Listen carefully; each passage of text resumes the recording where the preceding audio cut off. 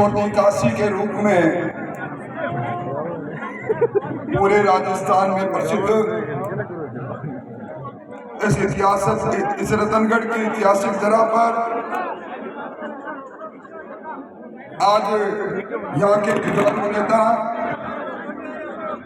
आपके होने वाले विधायक भाई अवनेश महर्षि जी के नामांकन की सभा में अभी अभी जिनका भाषण आपने सुना, अगर मैं ये कहूं कि राजनीति में बिरले ऐसे व्यक्तित्व होते हैं जो अध्यात्म, सेवा, समर्पण, ईमानदारी और कर्मठता में अपने व्यक्तित्व में समाये रहते हैं। ऐसे श्री राजकुमार हिरणवा साहब मंच पर विराजे। भारतीय जनता पार्टी की इस इलाके में पहचान बनी। भारतीय जनता पार्टी के सभी दायित्ववान कार्यकर्ता बंधुओं और अभी आप सबके आशीर्वाद से इस चुनावी समर में हम सबके सेना नायक बनकर आपका आशीर्वाद लेने आए। भाई अवनेश जी महर्षि, जोरदार ताली बजाकर स्वागत करें अवनेश जी। मैं तो बस अवनेश जी आपको शुभकामनाएं देने आया हूं,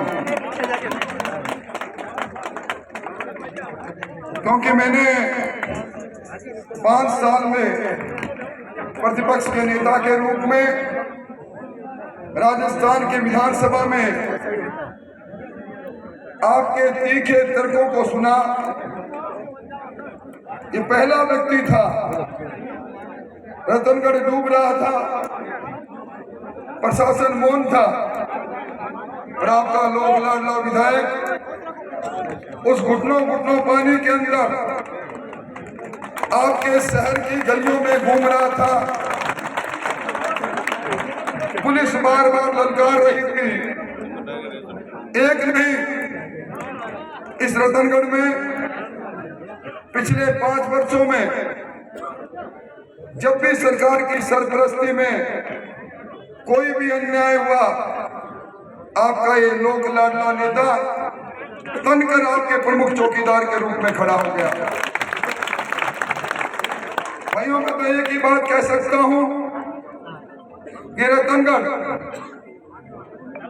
जो हनुमान भाई जी, हनुमान प्रताप जी की धरती है, ये रतनगढ़ जिसने हरिशंकर जी भावड़ा जैसे नेताओं को अपनी कर्मभूमि बनाने का मौका दिया, ये रतनगढ़ जहां का 36 उम्र बिरादरी का भाई भारतीय जनता पार्टी के हमेशा पक्षधर रहे, इस बार एक नया इतिहास रचने जा रहा है।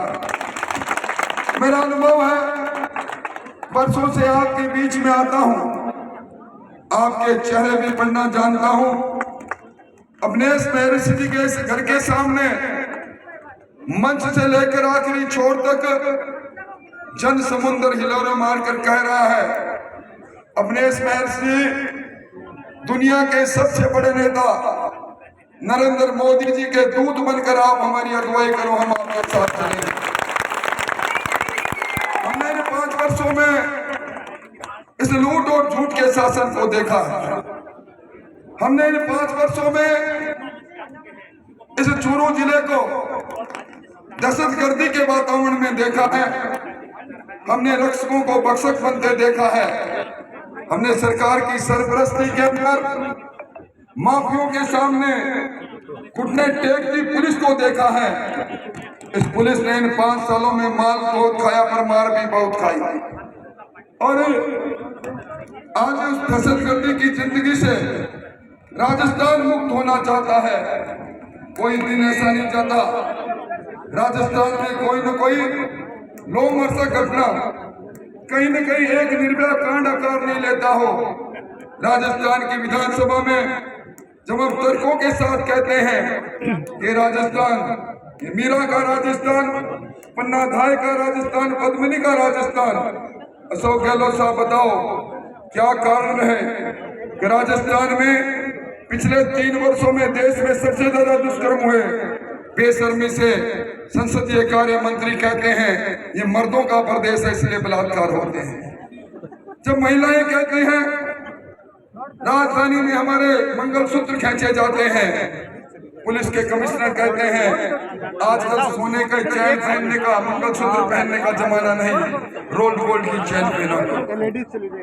जब लोग कहते हैं कि अपराधी अपराध करके चले जाते हैं तो सरकार के लोग कहते हैं अपराध सब जगह घटित होते हैं। सरकार की सरपरस्ती में जिस प्रकार लूट चली किसी से छुपी हुई नहीं, नौजवानों के अरमानों को लूटा गया, तोड़ा गया, पेपर लीक होते चले गए और विकास के नाम पर कमीशन खोरी होती चली गई।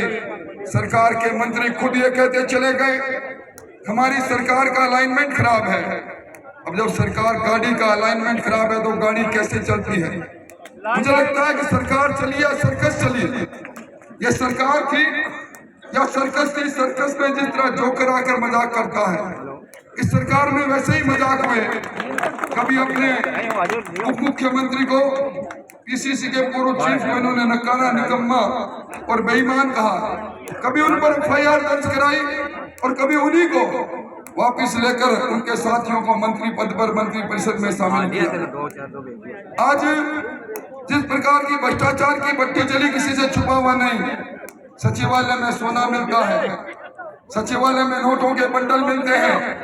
राजस्थान के अंदर अब आपने देखा होगा आजकल ईडी आ रही है, कई प्रकार की बातें कह रहे हैं। ईडी ने सिद्ध कर दिया पेपर माफियों के तार पीसीसी के चीफ गोविंद डोटासरा के परिवार से जुड़े हुए हैं। कैसी सरकार? और मैं तो आपको यही कहने आया हूं, ये बदलाव की आंधी मैं पूरे राजस्थान में जाकर आया हूं। ये बदलाव की आंधी एक तूफान में बदल चुकी है और इस बार कांग्रेस की सबसे शर्मनाक हार होगी। हमारे जिले के अंदर मैं दावा कर सकता हूं, जिले के 6 की 6 सीटों पर भारतीय जनता पार्टी का कमल का कोई लंबी बात नहीं कहूंगा, पर जिस चुनाव के अंदर आशीर्वाद देने राजकुमार जी रणवा सरीखा ईमानदार, कर्तव्यनिष्ठ और अध्यात्म से जुड़ा हुआ व्यक्ति आ जाए, आज मंच में जो चमक मैं देख रहा हूँ, रणवा साहब ये पार्टी का एक एक कार्यकर्ता, हम तो तमन्ना करते हैं कि आप भी हमारे साथ विधानसभा में चलो, साथ साथ चलेंगे। और ये पार्टी का कार्यकर्ता आपके यहाँ पधारने पर आह्लादित है, खुश है। और आज अभी भरलाल जी साढ़ का नामांकन दाखिल होना है।